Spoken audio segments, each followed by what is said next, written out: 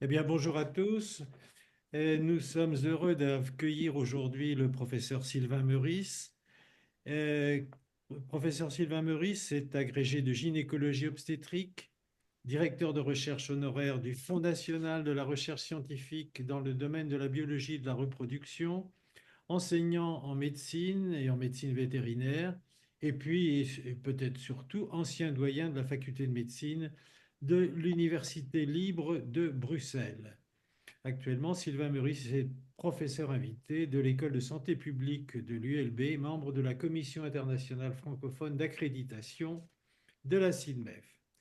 Alors, le titre de l'exposé de Sylvain Meurice est le suivant: Relation entre natalité, mortalité et développement, conséquences et perspectives pour l'Afrique.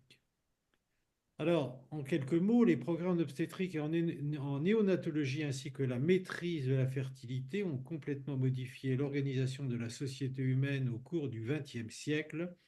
Et cette évolution s'est réalisée pour le plus grand bénéfice des femmes, sur qui reposent complètement les poids de la grossesse, de l'accouchement et des premiers pas de leurs enfants. La taille des familles a depuis lors considérablement diminué, ce qui a pour conséquence de mieux pouvoir valoriser physiquement et intellectuellement chaque nouvel enfant. La société s'adapte à ce changement en offrant matériellement un accès universel à l'instruction sans trop de considération de sexe ou d'origine. Et le rythme de ce changement de paradigme a été très lent en Occident, mais c'est depuis lors considérablement accéléré au bénéfice des pays en développement. Et cette dynamique entraîne des perspectives considérables de développement rapide, particulièrement en Afrique. Eh bien, Sylvain Meurice, nous sommes très heureux de t'accueillir aujourd'hui et nous t'écoutons. Écoute, Étienne, un très grand merci d'abord de m'avoir invité à présenter cette présentation, je dirais, que tu as qualifiée d'optimiste, que je qualifie aussi d'optimiste, parce que je crois qu'effectivement, avec le nombre d'heures de vol que j'ai maintenant, j'ai commencé à connaître l'Afrique en tant qu'étudiant en médecine dans les années 70. Donc, ça fait quand même une cinquantaine d'années. Et quand je retourne actuellement en Afrique, je dois dire que les choses ont remarquablement bien changé. Alors, je vais encore avoir un problème technique parce que je n'ai pas accès à ma, comment dirais-je, à mon diaporama et je ne sais pas comment le faire avancer. Écoutez, est-ce que vous avez un clavier? Sur votre clavier, vous pouvez soit prendre la flèche qui se dirige vers la droite pour avancer, ou encore soit prendre la flèche qui pointe vers le bas pour avancer et l'inverse pour reculer. Attends, je vais peut-être. Est-ce que là, vous me voyez? On vous voit, mais je sais. Là, vous êtes en mode diaporama, c'est correct. Cliquez Donc, sur. c'est bon. OK. Donc, je peux commencer? Oui, Allez-y, cher ami. Très bien. Donc, c'est ce que je disais. Avec les années, on voit que les choses sont en train de changer. Je dois dire que mon exposé, je l'ai fait pour la première fois il y a 5 ou 6 ans. On m'avait demandé de ça à la faculté de médecine à Bruxelles. Et parce qu'on savait que j'avais été en Afrique plusieurs fois et depuis de nombreuses années. Et cet exposé est destiné à tordre le cou à un certain nombre d'idées reçues. Et effectivement, quand en tant qu'Européens, on nous parle de l'Afrique, il y a évidemment des aspects extrêmement positifs comme l'attractivité en termes de nature, en termes de grands espaces. L'art africain primitif a été particulièrement valorisé, je dirais, au XXe siècle avec des gens comme Picasso, par exemple.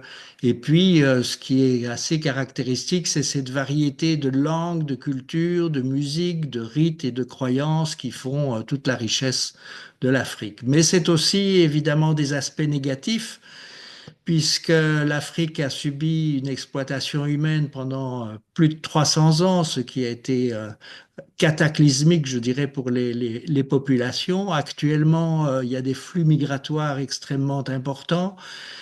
L'Afrique est exploitée sur le plan minier, est exploitée sur le plan forestier. La pauvreté est, je dirais pas omniprésente, mais en tout cas touche énormément de population. Et on parle d'explosion démographique, évidemment, et les pathologies tropicales font terriblement peur aux Européens, à un point tel qu'un certain nombre de nos collègues n'ont jamais voulu partir en mission en Afrique parce qu'ils avaient peur, évidemment, des maladies tropicales. Et donc, le but un petit peu de cette intervention, c'est de faire une espèce de, comment dirais-je, de bilan entre la flûte, je n'ai plus mon écran, c'est quelque chose qui est apparu devant. Je suis désolé, hein, mais j'ai des problèmes un Nous, petit peu. par contre, on le voit très bien, ton écran. Il n'y a pas de Ouais, problème. ouais. Bon. Donc, l'objectif, c'est de voir un petit peu comment les choses se passent en termes de natalité, en termes de mortalité, de voir un petit peu quelles sont les interactions entre ces deux aspects de la gestion des populations, de la démographie et le développement. Donc, là, maintenant, j'ai plus à... Voilà, ça a l'air d'aller. Je vais finir par m'habituer, hein. Donc, la natalité, ben, c'est le rapport simplement entre le nombre de naissances et la population totale par millier d'habitants par an. Et dans le monde actuellement, on est à peu près à 16 naissances par an par 1000 habitants. C'est le double, évidemment, en Afrique à l'heure actuelle. Alors, quelles sont les questions qu'on peut se poser? Quelle est l'ampleur de cette natalité? Quelle est l'ampleur de cette natalité en Afrique en particulier? Est-ce que cette natalité entraîne une surpopulation et est-elle un frein au développement? Et donc, si on regarde actuellement la carte du monde en 2023 concernant les taux, le taux annuel de natalité, vous voyez que l'Afrique reste un continent qui est un continent dans lequel la natalité est extrêmement élevée, alors que dans la majorité, Amérique du Nord, Amérique du Sud, Australie, Asie, le taux de natalité a été fortement diminué. Donc, quand on regarde ça en termes de capacité de reproduction maximale pour une femme, sur 40 ans de vie reproductive, puisque c'est elle qui est en fait l'élément limitant en termes de reproduction, quand on regarde la fécondité de la femme, c'est intéressant de voir que dans des populations dites primitives, les chasseurs-cueilleurs, qui sont en général des nomades, ça a été étudié dans le désert du Kalahari chez les Nkung, on compte dans une vie de femme un enfant tous les 4 ans, c'est-à-dire avec un maximum théorique de 10 enfants au cours de sa vie. Pendant l'époque industrielle au XIXe siècle et au début du XXe siècle, en Europe, il y avait un enfant tous les ans et demi, toutes les années et demie. Donc ça correspondait effectivement à un maximum théorique de plus de 20 enfants. Et actuellement, dans le monde occidental où la fertilité est régulée, on se retrouve avec des familles qui ont un ou trois enfants, des femmes qui ont un ou trois enfants. Et l'équilibre démographique qui fait que les populations ne bougent pas et restent en plateau, et on compte qu'il faut 2,1 enfants par femme à l'heure actuelle. Alors, pour passer, je dirais, de 10 enfants à 2,1 enfants au cours d'une vie, il faut évidemment réguler la fertilité, réguler la natalité. Et en fait, il y a toute une série de procédés de régulation des naissances qui sont naturels et qui sont utilisés depuis des millénaires. C'est d'abord la lactation. La lactation est probablement le premier le premier moyen de contraception qui a été utilisé pendant des millénaires, qui est encore utilisé dans beaucoup d'endroits, entre autres en Afrique. La deuxième méthode de régulation des naissances qui est toujours utilisée à l'heure actuelle, c'est l'infanticide, avec tout ce que ça a d'horrible pour la mère elle-même. Les IVG clandestines, il faut savoir que euh, la dernière femme à qui on a tranché le cou en France était une faiseuse d'ange, comme on les appelait, et ça s'est passé après la Deuxième Guerre mondiale.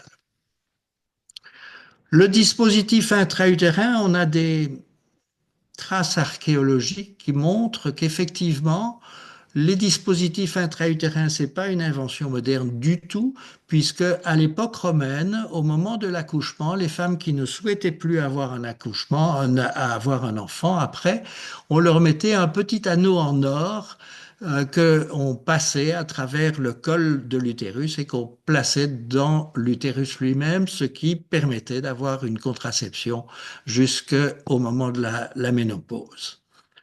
À partir de la Première Guerre mondiale, on a commencé à faire de la chirurgie, à maîtriser les problèmes sanitaires. Et donc, on a fait d'une part des ligatures des trompes qu'on a beaucoup utilisées, entre autres en Europe pour des raisons, entre autres, d'eugénisme, et la ligature des canaux déférents qui existe depuis maintenant plus d'une centaine d'années. Et à partir de la Deuxième Guerre mondiale, on a commencé à médicaliser les interruptions volontaires de grossesse avec tout ce que ça a comme difficulté sur le plan social et sur le plan législatif. La contraception hormonale est arrivée à la fin des années 50, mais les moyens contraceptifs disponibles restent majoritairement à la disposition des femmes et les hommes s'en préoccupent évidemment relativement peu. Ils ont peu de possibilités évidemment euh, en dehors de la ligature des canaux déférents et de l'utilisation de la capote anglaise. Ils ont peu de moyens à leur disposition à l'heure actuelle. Et donc, quand on regarde l'évolution depuis les années 50 jusqu'à les projections aux environs 2100 ici, on se rend compte que quand on regarde dans les années 50, l'Europe était entre 2 et 3 enfants par femme. L'Océanie et l'Amérique du Nord étaient entre 3 et 4 enfants par femme.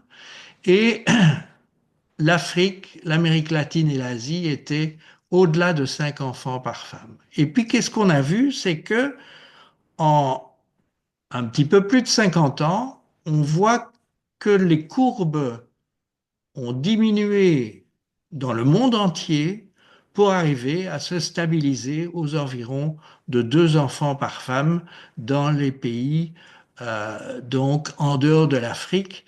Mais quand on regarde ce qui se passe en Afrique à l'heure actuelle, ceci a été fait en 2015, on se rend compte qu'il y a une diminution progressive du nombre d'enfants par femme, suggérant qu'il y a un accès, je dirais, à la connaissance et un accès à la contraception potentielle.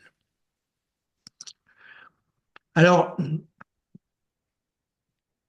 non, ça, c'est pas la bonne, c'est ça, et puis ça.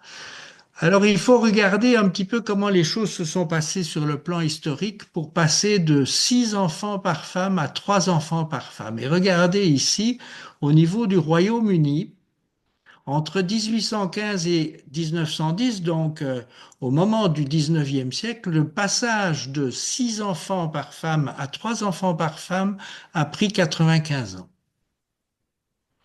Quand on regarde au niveau des États-Unis, de 1844 à 1926, ça a pris 82 ans.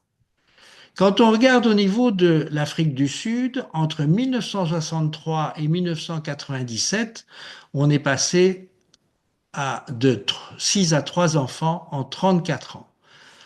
Le Botswana, où ça a démarré plus tard, 1982 à 2006, ça a pris 24 ans. Le Maroc, 1976 à 1998, 22 ans. La Tunisie, où j'ai eu l'occasion de travailler dans les années 70, ça a pris 21 ans. Donc, ce que vous voyez ici, c'est le résultat de l'évolution historique des moyens sanitaires qui ont permis aux femmes de pouvoir diminuer la taille de leur famille. Donc, qu'est-ce qu'on peut conclure, je dirais, de ces petits schémas concernant la natalité en Afrique et dans le monde? C'est que en Afrique, elle reste évidemment actuellement plus élevée qu'ailleurs, mais elle baisse rapidement. Alors, est-ce que c'est un frein au développement? Est-ce que ça peut aboutir à la surpopulation? On va voir ça évidemment dans le chapitre suivant. Et quand on parle de surpopulation, on se pose la question de savoir, au fond, est-ce qu'il y a réellement une surpopulation? Et quand on regarde ici ces statistiques qui se font par continent, si on prend l'Europe, on se retrouve avec 740 millions d'habitants. Je parle de l'Europe, c'est-à-dire de l'Atlantique à l'Oural. Et ce que l'on pense, c'est que les choses vont diminuer, la natalité va diminuer encore et on va globalement diminuer de 2% entre 2013 et 2050. Donc on est dans un processus de dénatalité en Europe qui est, je dirais, quasi pas arrêtable à l'heure actuelle. Quand on regarde au niveau de l'Afrique, on se trouve actuellement à peu près 1,3 million, 1,3 milliard d'habitants et on pense qu'on arrivera à 2 milliards 400 millions d'habitants en 2050, ce qui fait une augmentation vraiment extrêmement importante. Alors que quand vous voyez en Amérique du Nord, en Amérique latine et en Asie, on a des augmentations qui continuent et qui vont à peu près atteindre 20-25%. Voilà un petit peu la situation à l'heure actuelle dans le monde et ce qu'on espère, ce qu'on pense, c'est évidemment qu'il pourrait y avoir surpopulation et qu'il va falloir évidemment nourrir toutes ces populations. Et ici, vous avez la représentation démographique euh, par tranche d'âge en Europe pour 740 millions d'habitants où vous voyez que ça représente, ça a la forme d'une meule de foin ou d'un silo, mais ça n'a pas du tout la forme d'une pyramide, alors que quand moi j'ai commencé mes études, il y a longtemps évidemment, au siècle dernier, on parlait évidemment de pyramide des âges. Alors regardez en Afrique, 1,250 milliard d'habitants en 2017, ce que l'on voit, c'est que on a effectivement une pyramide des âges, mais ce qui veut dire que les enfants de 0 à 5 ans, ben, il y en a une partie qui aura déjà disparu, qui sera morte quand ils atteindront 5 ans. Et ainsi de suite. Et en fait, cette pyramide, cette pente de la pyramide, correspond à la mortalité de tous ces enfants et puis des jeunes adultes. Alors que quand vous voyez ici en Europe, ben, les enfants qui naissent, ils ont une espérance de vie qui est quasi de 80 ans actuellement. Ce qui est évidemment le résultat d'infrastructures tout à fait différentes en Europe et en Afrique. Alors, puisque on se retrouve avec un problème de pyramide des âges en Afrique, ça veut dire qu'il y a une mortalité importante et je vous propose de poursuivre en regardant ce qui se passe au niveau de la mortalité. En fait, ce qu'il faut savoir, c'est que la fertilité des femmes n'a pas changé depuis des millénaires. Mais ce qui a changé, c'est que la mortalité des populations a diminué Et donc, l'espérance de vie a augmenté, ce qui fait que ça a déséquilibré terriblement les populations. En fait, l'équilibre des populations, c'est un peu comme votre compte en banque, il y a les entrées et les sorties. Et à la fin de l'année, évidemment, il faut que ce soit plus ou moins à l'équilibre. Et si ça ne l'est pas, on est en déficit et rarement en bénéfice. Actuellement, dans la population humaine, on pourrait dire, en bénéfice, c'est-à-dire que les décès sont plus faibles que le nombre de naissances qui, lui, ne change pas dans le monde depuis des millénaires. Et donc ça, c'est intéressant comme concept, c'est cette espèce d'équilibre qu'il faut obtenir pour que la démographie soit relativement permanente. Quand on regarde en Afrique comment les choses se sont passées au niveau de la mortalité infantile, vous voyez ici le taux de mortalité en Asie en 2020, et vous voyez depuis les années 50 la façon dont la mortalité en Afrique, la mortalité infantile, a diminué. Et nous espérons évidemment que ça diminue encore et encore, de telle sorte qu'en 2050, on se retrouve dans ce qu'on observe dans le monde entier, c'est-à-dire 2,5 pour 1000 naissances.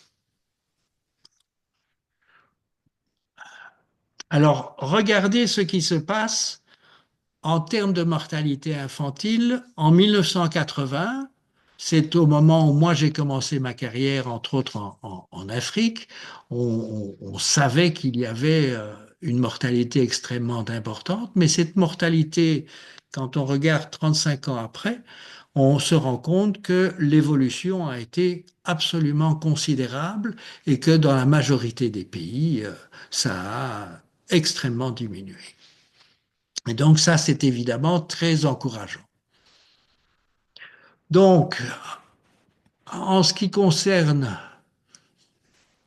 les indicateurs en Afrique, tous les indicateurs démographiques sont en baisse, la natalité, la fertilité, la mortalité néonatale, la mortalité infantile, la mortalité maternelle. Et donc, est-ce qu'il faut vraiment parler de surpopulation? Alors, je vais faire un rappel de littérature en rappelant ce que Saint-Exupéry écrit dans Le Petit Prince.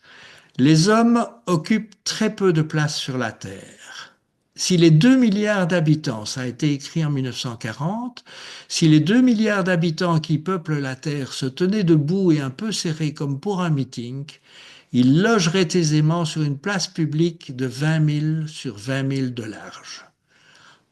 On pourrait entasser l'humanité entière sur le moindre petit îlot du Pacifique. Les grandes personnes, bien sûr, ne vous croiront pas. Elles s'imaginent tenir beaucoup de place. Et regardez les calculs. Si on prend 20 000, ce qui correspond en grosso modo à 40 km, ça fait 1600 km², c'est-à-dire 1,6 habitants au mètre carré, puisqu'il y a 1,6 milliard 600 millions de mètres carrés dans ces îlots. Si on prend un département français moyen, un département français moyen correspond à 6 000 km².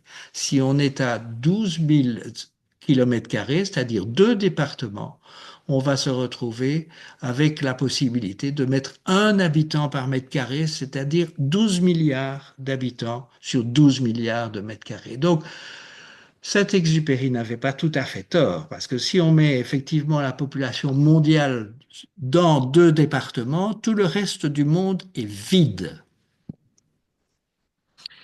Et donc, quand on regarde la taille de l'Afrique, ça, c'est une carte telle que nous l'avons vue sur les parois des murs de nos écoles, où en fait on avait une représentation Mercator, où vous voyez que le Groenland a la taille de l'Afrique. Alors vous allez me dire, non, ça n'est pas possible. Effectivement, ça n'est pas possible, parce que quand on regarde la taille de l'Afrique, elle fait 30 millions de kilomètres carrés et le Groenland fait 10 fois moins. Quand on représente sous forme Mercator, je dirais que effectivement le Groenland recouvre l'Afrique, mais quand on représente ça en superficie correcte, eh bien le Groenland ne représente qu'une petite partie, le dixième de l'Afrique. C'est la vision Mercator que nous avons reçue, je dirais, dans nos enseignements, correspond à une vision eurocentrée du monde. Et donc, quand on regarde l'Afrique par rapport au reste du monde, eh bien, l'Afrique, en termes de superficie, est capable de contenir l'ensemble de l'Union européenne. Vous voyez ici l'Espagne, le Portugal, la Belgique, la Hollande, la France, l'Allemagne, l'Italie, l'Europe de l'Est et la Grande-Bretagne. Mais on peut y ajouter, évidemment, les États-Unis dans leur entièreté, l'Inde dans son entièreté, et la Chine dans son entièreté et le Japon dans son entièreté. Donc, quelque part, ça représente bien l'immensité qui est l'Afrique. Et donc, vous voyez qu'en fait, quand on réfléchit bien, l'Afrique est un désert. Effectivement, il y a l'ensemble du Sahara et du Kalahari qui se trouvent ici, mais vous voyez que les populations sont concentrées soit le long des fleuves, ici comme en Égypte, soit le long des côtes et de la région des Grands Lacs. Voilà la façon dont les populations se répartissent. Et quand vous voyez dans le monde entier, eh bien l'Afrique, effectivement, elle est absolument pas surpeuplée à l'heure actuelle par rapport à des pays comme l'Europe, principalement l'Inde ou la Chine. Donc, c'est le fait que les populations soient réparties de manière sur un territoire immense fait que les communautés sont isolées. Il y a des distances entre chaque village, en général séparés dans la forêt, ce qui est difficilement pénétrable. Il y a des fleuves qui séparent des régions entières, des déserts évidemment. Et il faut savoir que les communautés isolées, c'est au fond ce que nous avons connu en Europe ou dans les Amériques ou en Asie pendant très longtemps. C'était des villages qui faisaient entre 300 et 500 personnes. Et ces communautés isolées sont obligées d'avoir une économie de subsistance, et c'est extrêmement rural, avec une production autarcique, et qui favorise évidemment une disparité au niveau des langues. Actuellement, on sait qu'il y a à peu près 500 langues bantoues qui existent en Afrique, qui s'est transmise de manière orale entre les différentes comment dire, communautés qui vivent là-bas. Les rites et et les croyances sont isolés et multiples, ce qui évidemment représente une richesse culturelle, mais ce qui peut être négatif à un endroit peut être considéré comme positif à un autre endroit. Et donc c'est ça qui est assez extraordinaire, avec malheureusement actuellement, pour les plus jeunes, une attractivité des grandes villes avec l'exode rural et la déculturation qui s'ensuit de ces populations qui vont se retrouver un peu malheureuses, je dirais, dans ces villes qui ne sont pas toujours très accueillantes. Il y a évidemment les pathologies tropicales qui continue à sévir et l'accès extrêmement difficile aux soins de santé, ce qui pose évidemment des gros problèmes. Et donc, quand on voit ceci, natalité et mortalité n'aboutissent évidemment pas à une surpopulation, mais posent des problèmes évidemment de développement. Alors, ces problèmes de développement, eh bien, évidemment, quand on voit la répartition de la carte de la malaria entre les deux tropiques, on se rend compte que comment dirais-je, globalement, la malaria est endémique quasi partout où se retrouve la population. Moins dans le nord et dans le sud, où là, on est arrivé à juguler la malaria, mais il faut savoir que la malaria n'était pas spécifique de l'Afrique, puisqu'on retrouvait de la malaria jusque en Sibérie. Et en fait, là où se trouve l'anophèle, on retrouve en général de la malaria, mais les luttes antimalariques qui se sont réalisées en Occident ont fini par avoir la peau du plasmodium. Alors, ceci est intéressant, c'est l'Afrique et l'accès aux soins. Ceci est une étude de la mortalité des nouveau-nés par rapport à la distance qui existe entre la maternité et le lieu d'habitation de la patiente. Et vous voyez ici, en abscisse, vous avez le nombre de kilomètres. Ici, vous avez l'accès à la maternité de qualité, je dirais. Et de l'autre côté, à droite, vous avez la mortalité par la mortalité avant 28 jours, donc la mortalité néonatale. Et vous voyez que à partir du moment où on s'écarte de plus de 20 kilomètres, eh bien la mortalité commence à augmenter de manière considérable. Et donc il y a un problème évidemment de communication. Ceci est une anecdote que je vous raconte, mais quand j'ai été en 1974, je crois, en République démocratique du Congo à l'époque, euh, j'ai appris à accoucher là-bas et un jour, une femme est arrivée à pied. Elle venait de faire 20 kilomètres, elle était livide euh, et elle avait 4 grammes d'hémoglobine. On m'avait dit que normalement 4 grammes d'hémoglobine, on était mort.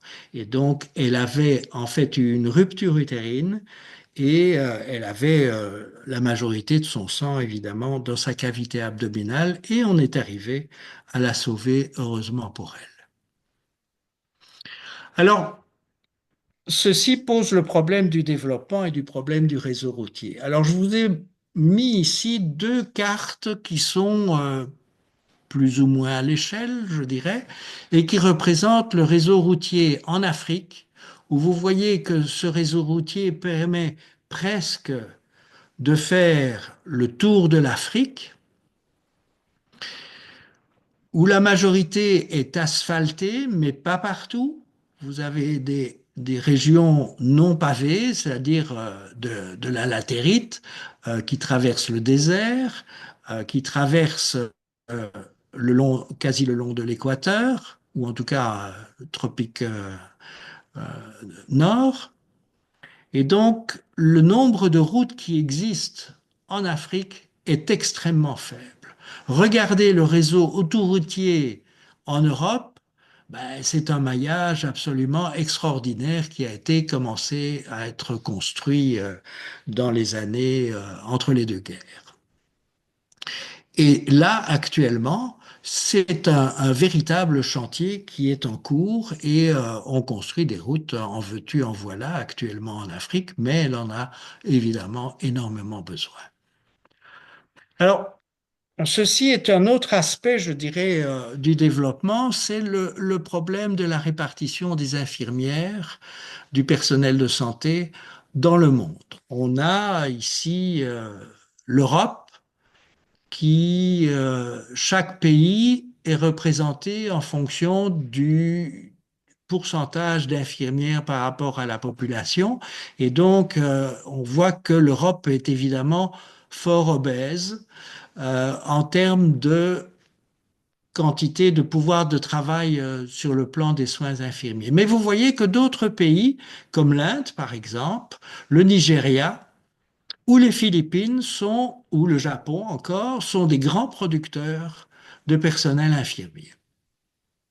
Par contre, quand vous voyez en Afrique, eh bien, l'Afrique est relativement pauvre en infirmières, de même que l'Amérique du Sud et l'Amérique du Nord se trouve relativement égale avec l'Europe et le monde occidental. Lorsqu'on regarde la répartition des sages-femmes, les choses changent encore. Vous voyez que, par exemple, en Europe, eh bien, on n'a pas à se plaindre du tout. Le nombre de sages-femmes est extrêmement important. Quand vous voyez en Afrique, vous en avez beaucoup en Égypte, par exemple, ou vous en avez relativement beaucoup en Algérie, mais vous n'en avez quasi pas en Afrique. Vous en avez beaucoup au Japon, en Chine, en Inde, en Amérique du Nord. Il n'y a pas de problème, mais en Amérique du Sud et en Afrique, là, il manque de sages-femmes. En ce qui concerne les médecins, c'est évidemment pire. Vous voyez que les médecins se retrouvent manifestement dans l'hémisphère nord. L'Afrique est quasi exsangue en termes de médecins, mais vous avez des gros producteurs, je dirais comme la Chine ou comme l'Inde ou comme Cuba par exemple, qui sont des gros producteurs et pourvoyeurs de médecins qui vont travailler dans différents pays. Donc l'Afrique, évidemment, se trouve en situation extrêmement difficile encore actuellement. Et donc, quand on regarde les perspectives en termes d'éducation, il est intéressant de voir que l'Union européenne, en 2000, l'Afrique en 2000, vous avez ici le silo européen, la pyramide africaine et vous avez la pyramide asiatique.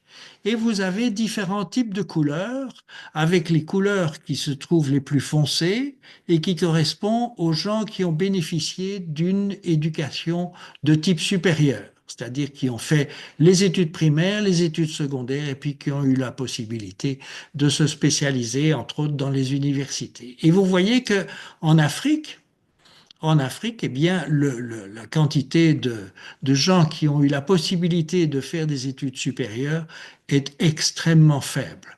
En Asie, là, le pourcentage est relativement plus important à l'heure actuelle, mais quand vous voyez les perspectives euh, qu'on espère en 2050,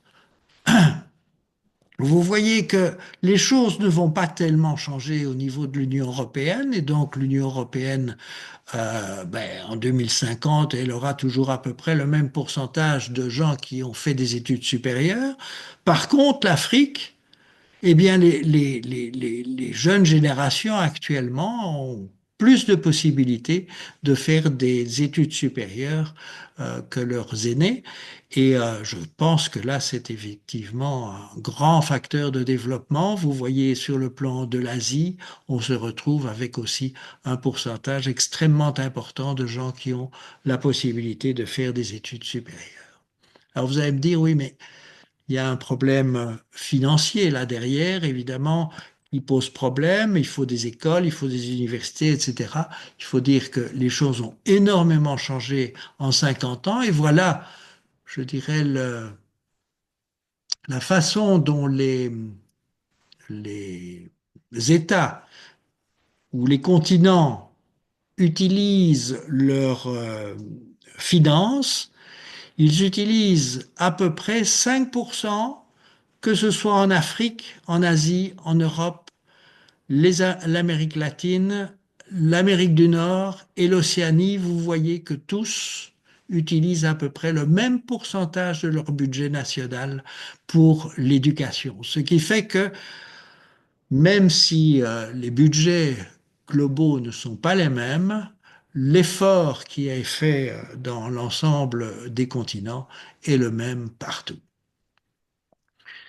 Et donc, je vais pouvoir conclure en disant que oui, l'Afrique est un territoire immense, beaucoup plus immense que ce qu'on nous a peut-être enseigné, que la natalité, elle est en diminution, la mortalité est en diminution, que la croissance de la population, eh bien, globalement, sa vitesse d'augmentation est en diminution, et qu'en fait, l'Afrique est un immense chantier d'équipement structurel en termes de communication, d'enseignement et de santé. Alors nous qui travaillons dans les domaines de la santé, je dois dire qu'on ne peut que se réjouir et de savoir que, en fait, l'Afrique se développe rapidement et beaucoup plus rapidement en fait que les pays dits développés actuellement l'ont fait puisque ça s'est étalé sur plus d'un siècle.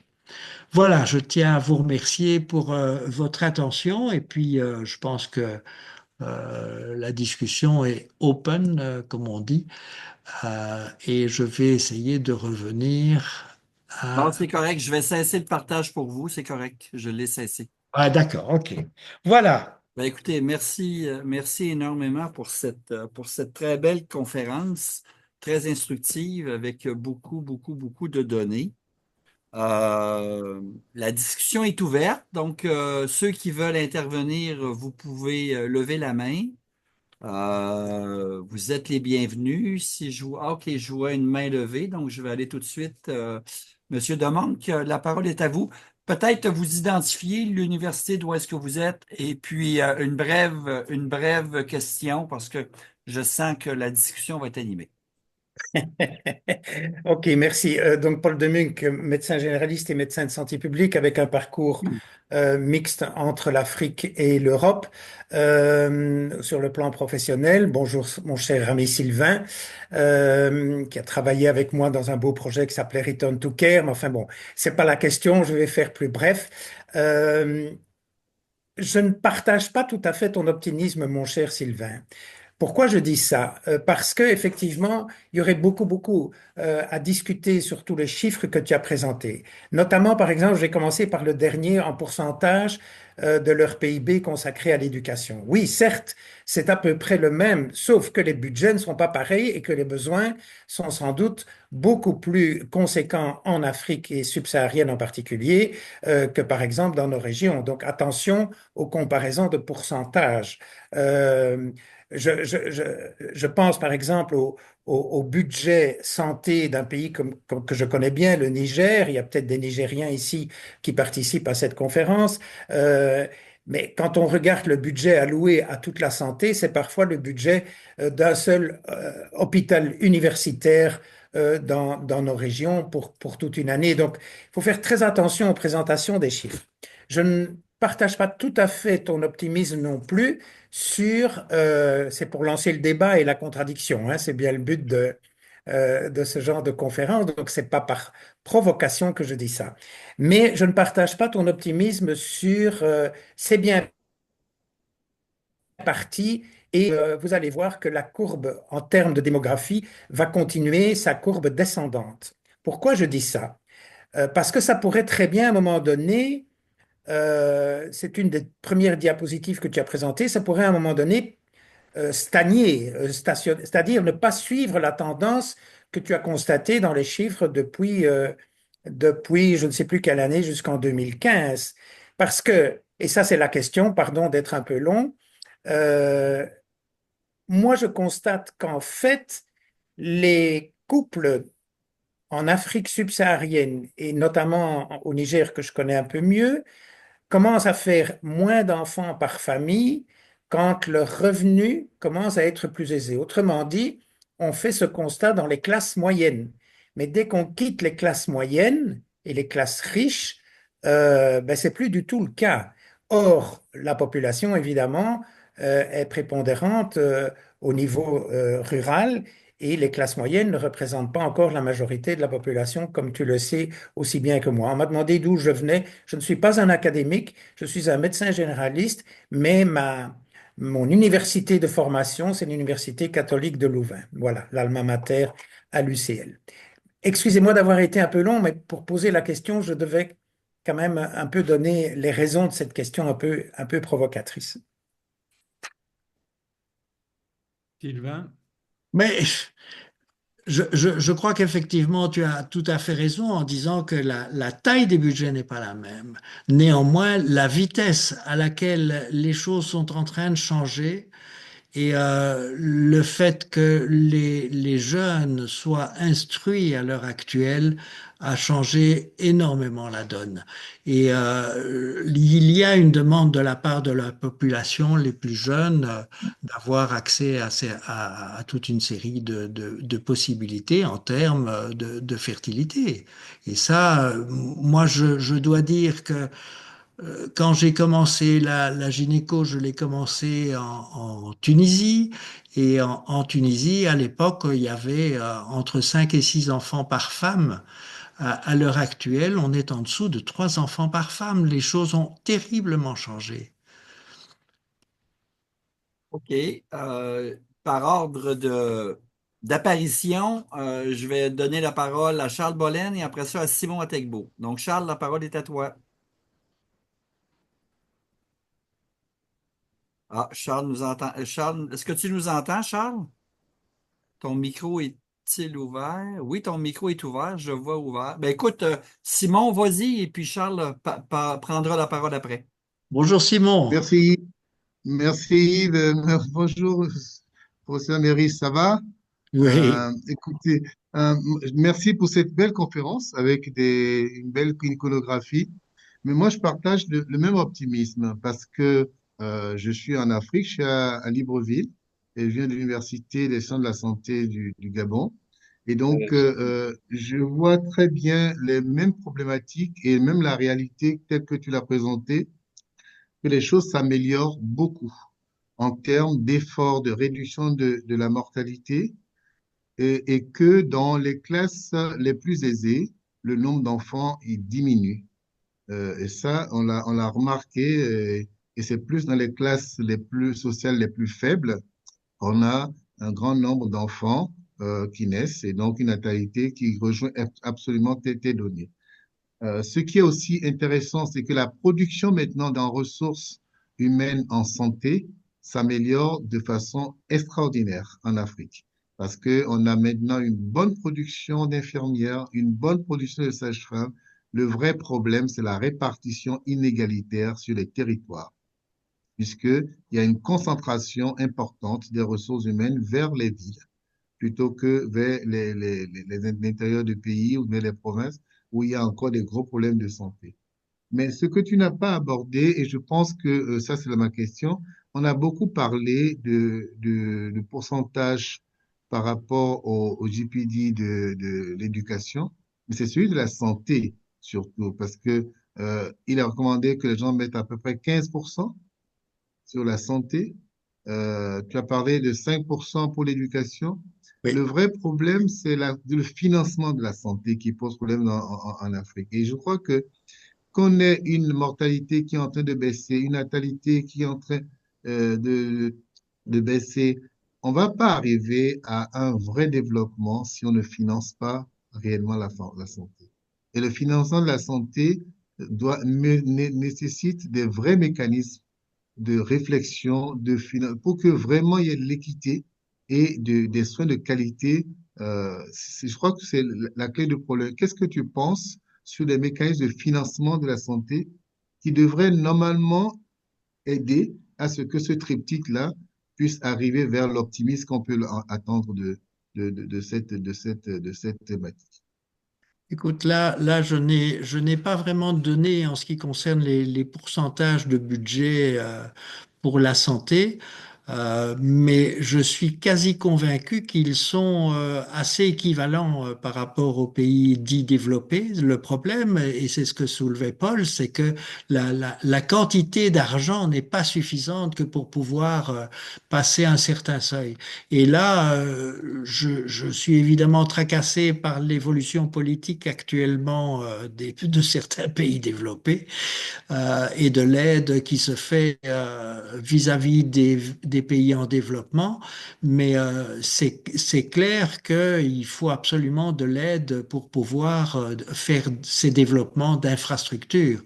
Alors quand on voit comment dirais-je, l'implication de la Chine, l'implication du Japon, l'implication de la Russie, de l'Union européenne, en termes d'équipement, je dirais, santé, je pense que Effectivement, il y a beaucoup de choses qui sont en train d'évoluer. Il y a des nouveaux hôpitaux qui se construisent, il y avait des dispensaires qui se construisent, etc. Donc, mais c'est à l'échelle, je dirais, du travail d'un travailleur professionnel, à l'échelle de sa vie professionnelle, c'est un petit peu court.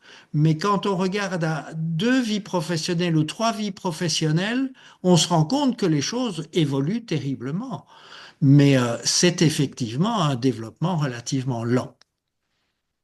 Merci. Charles, est-ce que ton micro est ouvert? Es-tu capable de t'exprimer? Bon, Charles a un problème. Oui, il est peut-être pas là. Écoutez, je peux peut-être faire une intervention, puis après ça, j'ai un commentaire dans le chat. Euh, D'abord, juste une question, en fait, pas une question, mais un commentaire. On sait depuis une quinzaine d'années que, parce que vous avez parlé de la lactation comme moyen de contraception, à faire Oui. attention, en début de lactation, oui, mais plus la femme allaite longtemps, plus le degré de fertilité, je vais le dire comme ça, augmente. Et il y a de plus en plus de femmes qui allaitent, qui tombent enceintes. Et Oui. donc, ben, qui deviennent enceintes. Et donc, à faire attention si vous décidez d'utiliser la lactation comme moyen de contraception. Là, j'ai quand même Et- peut-être un et- commentaire à faire concernant la lactation. En fait, la lactation, en termes de moyens de diminution de la fertilité, est efficace à partir du moment où on tète plusieurs fois à l'heure. Et donc, ça Ah, n'est pas là du tout la méthode suédoise qui est de dire on va allaiter 4 fois par jour. Donc, je parle de plusieurs fois à l'heure, c'est-à-dire que le petit, il est tout le temps dans le dos de la maman avec la possibilité de pouvoir tirer sur le mamelon quand il le OK. souhaite. OK, je Et donc, comprends. dans ces cas-là, effectivement, la lactation permet de réguler la fertilité. Ou sinon, effectivement, il peut y avoir un échappement et de nouveau des ovulations. OK. Un deuxième commentaire. J'ai pas très bien compris votre image l'image qui présentait la pyramide de l'âge et de l'éducation. J'ai pas compris comment se faisait-il que pour l'Amérique du Nord, c'était en blanc, no formal education. Non, je n'avais pas le diagramme pour l'Amérique du Ah, Nord. OK, d'accord, parfait. Non, je l'avais que pour l'Europe, pour l'Afrique et l'Asie, pour OK, parce que je montrer, comprenais en pas. fait, quand vous vous rendez compte que ce qui se passe actuellement en Asie, en particulier en Chine, le nombre de PhD a augmenté de manière considérable et il faut savoir que depuis 2 ou 3 ans maintenant, le nombre de papiers qui sont publiés dans la littérature scientifique, eh bien, la majorité, ce sont les universités chinoises, ce ne sont plus les universités américaines. Oui, c'est vrai. Mais là, c'est associé aussi à tout un autre phénomène relié à la science ouverte, les revues prédatrices, les Ah faux ouais, données, etc., etc. Donc, je ne veux pas embarquer là-dedans, là, mais Étienne pourra en parler longtemps ouais, aussi. ouais, ouais. Écoutez, j'ai un commentaire sur le chat. Vous en avez parlé un petit peu, puis de toute façon, c'est très vrai. Et la question est celle-ci. Si possible, illustrer avec des données statistiques l'écart entre l'Afrique et le reste du monde en termes de personnel soignant. Vous avez montré l'image où l'Afrique, il y avait presque pas de médecins, je pense, par 100 000 habitants, etc. Donc, c'est probablement cette image-là. Qui est frappante, hein. Je dois Ouais, dire que les cartes de géographie représentées en fonction des- des- de la population sanitaire par rapport à la population générale sont un peu effrayantes, mais je n'ai pas les chiffres ici. OK. J'ai un message de Charles. Notre ami Charles essaie d'ouvrir son micro. Écoute, Charles, ce que je peux peut-être te dire, c'est que dans le bas de ton écran, à gauche complètement, il y a une icône micro et si tu cliques dessus, ça devrait ouvrir. Moi, ça m'indique sur mon tableau que tu es ouvert. Donc, c'est peut-être ton volume qui est fermé. Va dans tes réglages, Yves, regarde tes volumes. Yves, Oui, vas-y, Simon, la parole est à toi. oui, prof Meurice, je suis d'accord avec vous et il faut insister que pour la lactation, c'est essentiellement le côté exclusif. Il a dit le plus souvent, mais exclusif. Et D'accord. le problème, c'est que les gens font du mixte, etc. Et ça peut pas marcher. Ça marche pas. Ouais. Ça marche pas. OK. Euh, Yves, il je y a voulais aussi demander également, est-ce que les données concernant les ressources humaines là sont très récentes? Parce qu'on a plutôt l'impression qu'on en forme même beaucoup maintenant. Euh, c'est pour Je, ça que la question du collègue sur les cas ouais. était pertinente. Est-ce que c'est aussi criard que ça en ce moment? Parce que de ce que moi je connais, on en forme, mais parfois on les utilise même pas bien. Ouais. Euh, quel est ton J'ai, sentiment? Ces DIA datent d'il y a une dizaine d'années. Effectivement, les choses sont en train de changer, mais les populations médicales sont des populations qui restent quand même relativement longtemps en activité. Et donc, avant qu'on ait vraiment une augmentation, il va falloir encore certainement une bonne dizaine d'années, je crains.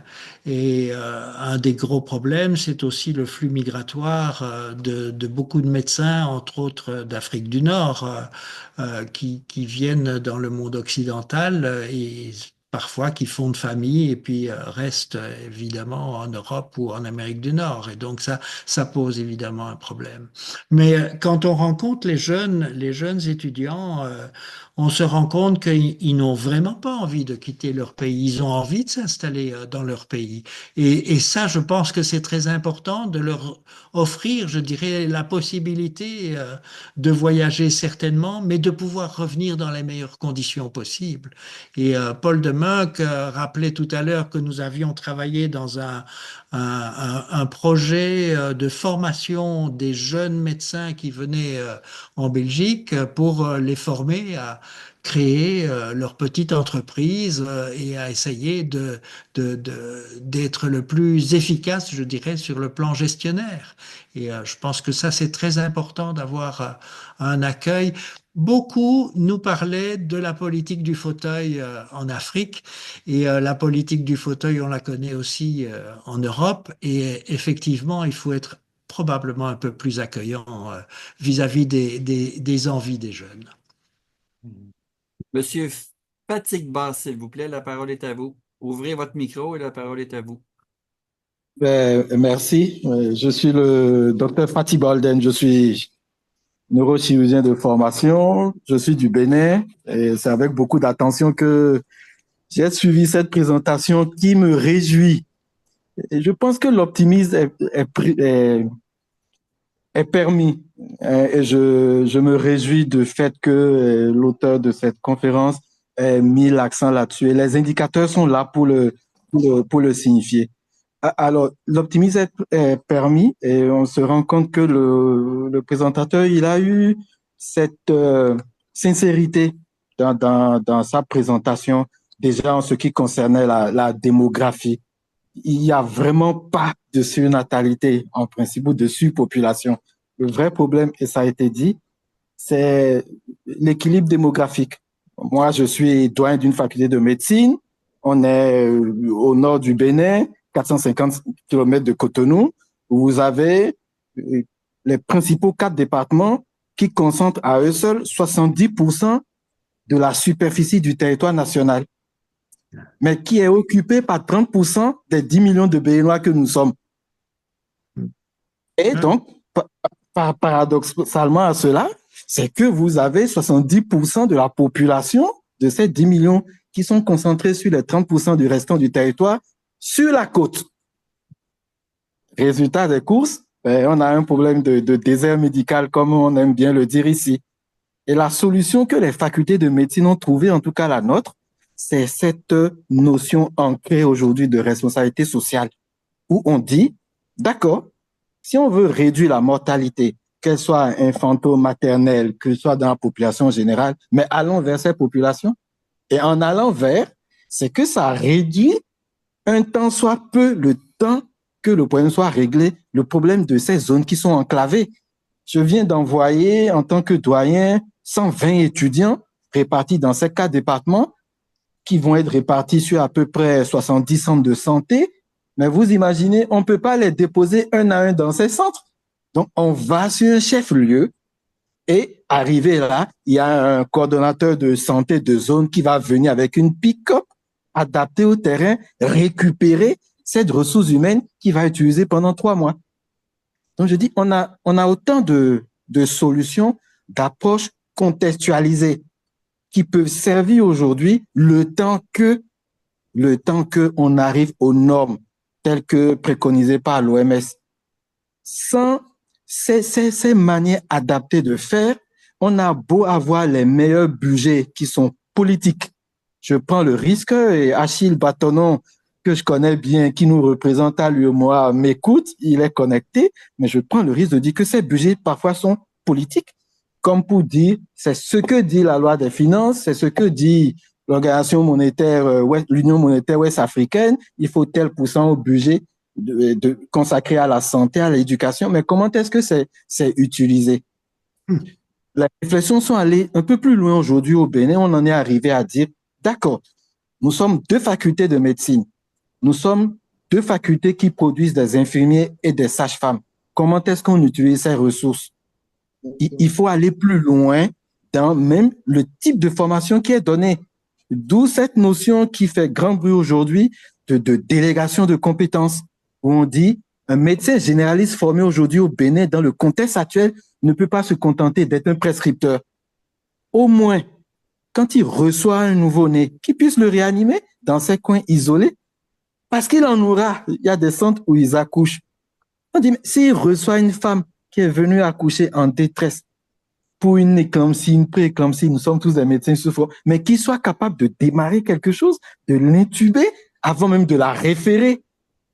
Donc, la réflexion est allée là aujourd'hui. On dit, il faut même revoir les curricula de formation tout en étant engagé dans une responsabilité sociale dont l'efficacité est avérée, que cette délégation de compétences permette à un médecin généraliste qui est mis sur le marché aujourd'hui d'être capable de réellement diriger un accouchement et de savoir s'il peut aller plus loin dans un accouchement instrumentalisé, je n'ose pas parler de césarienne, ou pas.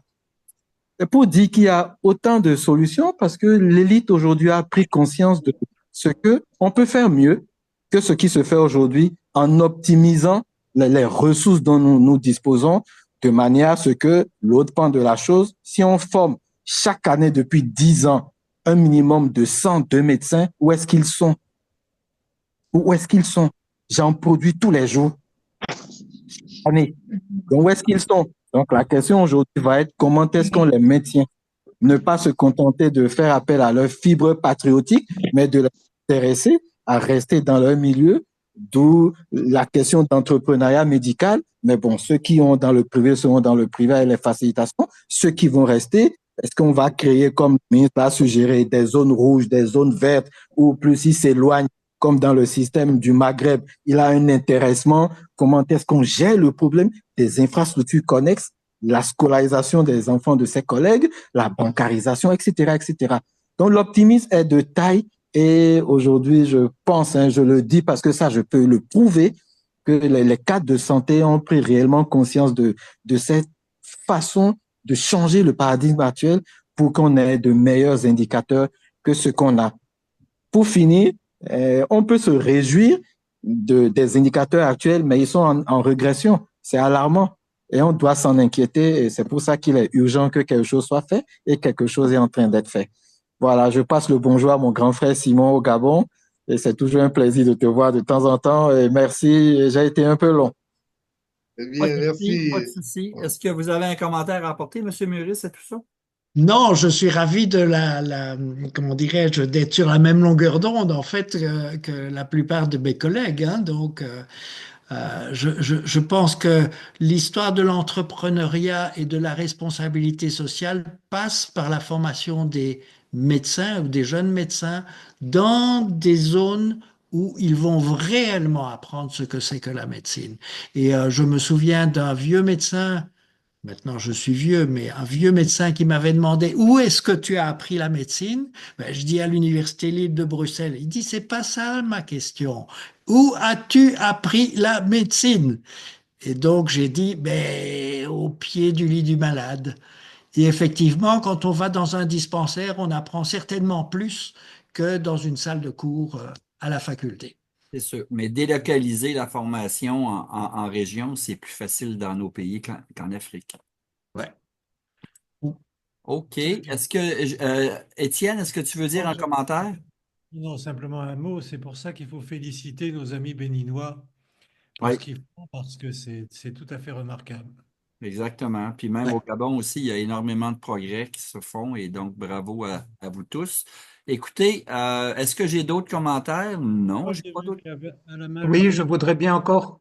Ah, je ne sais pas qui a levé la main, mais allez-y, monsieur. Oui, Moi, donc, non, c'est juste pour renforcer l'intervention de notre collègue Holden. Je suis bien content d'entendre cette volonté, en tout cas chez vous, d'aborder la question de la responsabilité sociale. Vous savez que c'est un thème aussi très cher à notre ami Charles qui est rendu muet aujourd'hui et invisible, mais enfin, il nous entend peut-être. Et donc, Holden est très sensible à ce concept de développer la responsabilité sociale, non seulement chez les médecins, mais chez tous les soignants. Ça, c'est une première chose. Et la deuxième, je suis tout à fait d'accord avec vous qu'il faut revoir la formation de base des médecins et encore plus, je dirais, en Afrique que chez nous, dans la mesure où il faut les rendre beaucoup plus polyvalents. À l'époque, lorsque je travaillais en coopération, nous avions développé, d'ailleurs, y compris avec le Bénin, la notion de chirurgien de district ou médecin de district formé à la chirurgie de base et de première nécessité. Et je pense que c'était très pertinent. Je pense qu'un médecin qui travaille à l'extérieur des grandes capitales, euh, il doit pouvoir faire un certain nombre d'actes chirurgicaux qui ne sont pas nécessairement appris pendant le curriculum, et pensons ne fût-ce qu'aux césariennes. Et en plus, je dirais que ça permet souvent de valoriser l'exercice de la profession en périphérie. Évidemment, je suis d'accord avec Holden que pour faire ça, il faut rendre ça suffisamment actif et donner aux médecins ruraux, très polyvalents, bien formés, les moyens évidemment de réaliser ces choses-là. Et là, il y a toute la question effectivement de l'accompagnement en infrastructure, en équipement, etc. Ça, c'est évidemment encore un gros problème. Mais je pense que nous devons vraiment réfléchir à développer en ruralité la médecine générale, mais la médecine générale avec un scope beaucoup plus large que celui que nous connaissons dans nos régions européennes. Écoutez, il est 11h15 chez moi, donc 11 plus 5, c'est 18h15 chez vous en France. Donc, on va devoir peut-être mettre fin à la discussion bientôt. J'aimerais encore, si quelqu'un veut s'exprimer, Charles, ça fait 3 fois, je pense que, pauvre Charles, il sort, il revient, il sort, il revient, puis son micro ne fonctionne toujours pas. Si tu m'entends, Charles, c'est peut-être juste ton volume qui est fermé, sinon, ben, peut-être que ton micro est complètement bousillé, là. Mais bon, je m'excuse pour toi. Et donc, s'il n'y a pas d'autres commentaires, je vais remercier Sylvain Meurice pour son excellent exposé, complet, concis, précis. Et donc, ce fut un plaisir de vous rencontrer. Et fidèle à nos habitudes, Étienne et moi, ben, on va annoncer nos prochaines conférences. Donc, la fin de la session est très occupée. Et donc, je vois Jacques Chandon. Non, OK, Jacques, c'est le pouce en l'air, je m'excuse. Et donc, jeudi prochain, le 27, nous aurons Georges Da Silva qui va venir nous parler. C'est un médecin formateur aux méthodes de la recherche et de la publication scientifique. Donc, pour ceux qui ne le savent pas, on est aussi assez actif en sciences ouvertes. Et donc, Georges Da Silva va venir nous parler de comment évolue la connaissance scientifique en santé. Et Dieu sait si après la COVID, on a été heurté de plein fouet avec toutes les dérives auxquelles nous avons assisté. Donc, jeudi prochain, le 27, Georges Da Silva, comment évolue la connaissance scientifique en santé. Suivra au mois d'avril, le 3, nous avons instauré, en fait, l'année dernière, ce qu'on a appelé construire la science. Et donc, ce sont des jeunes chercheurs en formation doctorale ou postdoctorale qui viennent nous parler, non pas de leurs projets, c'est-à-dire non pas de leurs résultats expérimentaux, c'est pas nécessairement le but.